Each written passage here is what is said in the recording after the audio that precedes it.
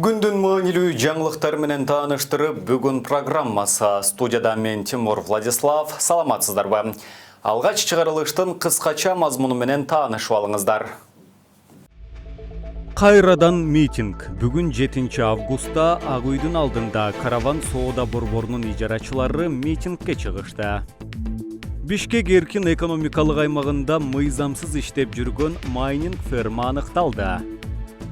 Ингушетиядагы атайын операциянын жүрүшүндө Кыргызстандын атынан дүйнөлүк чемпионаттарга катышып жүргөн балбан Муслим Евлоев өлтүрүлдү.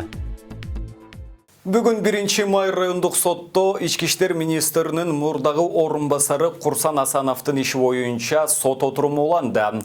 Отурумда мурдагы вице-премьер-министр Жеңиш Разаков көрсөтмө берди. Ал сотто буга чейин дагы суралган. Бирок Асановго жаңы жактоочу болуп дайындалган адвокат Экрамидин Айткуловдун Разаковго кошумча суроолору бар экендиги маалым болуп, судья аны кайра суракка алуу тууралуу өтүнүчтү гана аттандырган.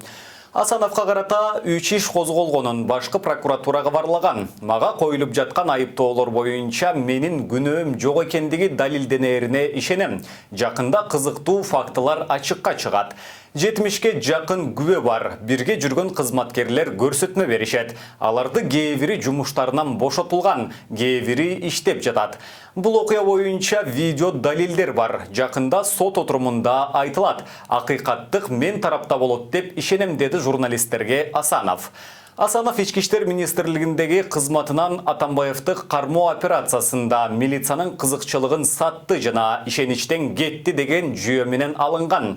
Соттук териштирүү ушул жылы 14 февралда башталган. Былтыр 27 августтан бери үй камагында.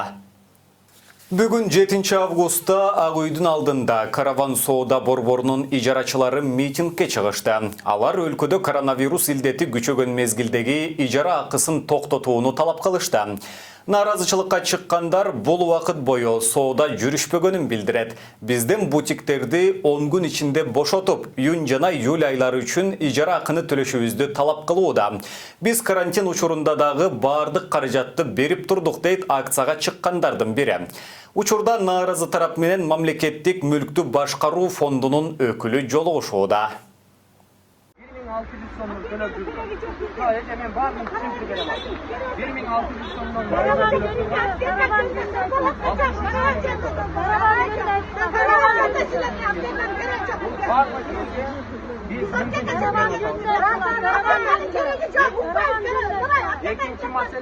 Siz aytқан караван боюнча айта турган болсом,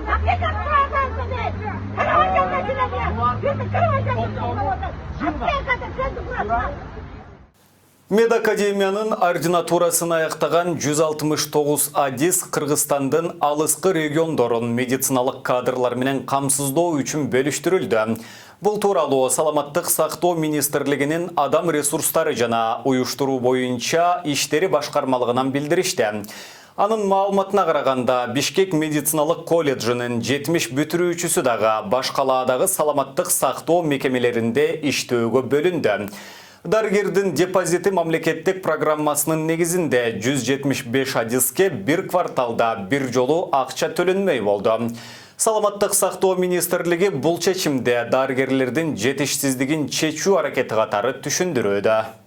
Өкмөттүк комиссия былтыр Кыргызстан боюнча 245 мектепти авариялык абалда деп тапкан. Анын ичинен 96 мектептин курулушу жүрүп жатат. Быйыл 11 мектеп бүткөрүлө турганын архитектура, курулуш жана турак жай коммуналдык чарба мамлекеттик агенттигинин директору Урматбек Көкөчаров 7 августтагы брифингде билдирди. Анын айтымында 2020 жылы бекитилген тизме боюнча республикалык бюджеттин эсебинен 29 авариялык өтө оор абалдагы мектептин курулушу жүрүп жатат. Маалыматка караганда, мындан тышкары коррупция менен күрөшүү боюнча бирдиктүү депозиттик эсептен бөлүнгөн каражаттын эсебинен 15 мектептин кошумча корпустары курулууда. Билим берүү жана илим министрлигинин маалыматына караганда, өлкөдө 2200 мектепте 1 миллиондон ашуун окуучу билим алат. Бишкек эркин экономикалык аймагында мыйзамсыз иштеп жүргөн майнинг ферма аныкталды. Бул тууралуу Финполдон кабарлашты. Финполдун кызматкерлери тергөө сотунун буйругуна ылайык криптовалюта чыгарат деп жабдылган ферманын кампасын тинтишкен. Имараттын ичинде электр энергиясы жана интернет түйүндөрүнө туташтырылып иштеп жаткан майнинг системалар табылган деп айтылат маалыматта. Азыркы тапта Финполдун кызматкерлери мыйзамсыз ишке катыштыгы бар делген ишкана жетекчилерин жана атка минээрлердин тобун аныктап жатканы кошумчаланды. 7 августка караган түнү Ингушетиянын Назрань шаарындагы атайын операциянын жүрүшүндө белгилүү балбан 25 жаштагы Муслим Евлоев өлтүрүлдү. Коопсуздук кызматкерлеринин айтымында ал үйдө мыйзамсыз куралдуу топтун тарапкерлерин жашырып койгон. Муслим Евлоев Кыргызстандын атынан эркин күрөш боюнча Азия чемпиону болгон. Ал 2015 жылдан бери күрөш боюнча Кыргыз улуттук курамасынын катарында болчу. Террорго каршы операциянын алкагында атышуу орун алып, Евлоев атылып өлтүрүлдү. Экинчиси жангештинин жардыруусун жасап, шектүүлөрдүн 3-чү шериги кармалды.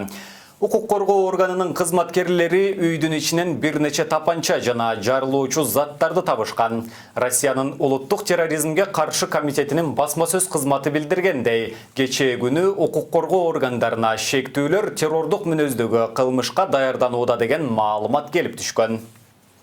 Бишкекте коронавирустан каза болгондорду эскерүү акциясы өтөт. Шаар мэриясынын басма сөз кызматы кабарлагандай, 29 августта эскерүү шамы акциясы уюштурулуп, саат 21:30-да Чүй проспектиси, Чыңгыз Айтматов, Байтик Батыр, Иса Ахунбаев жана Киев көчөлөрүнүн ортосундагы чырактар бир нече мүнөткө өчүрүлөт.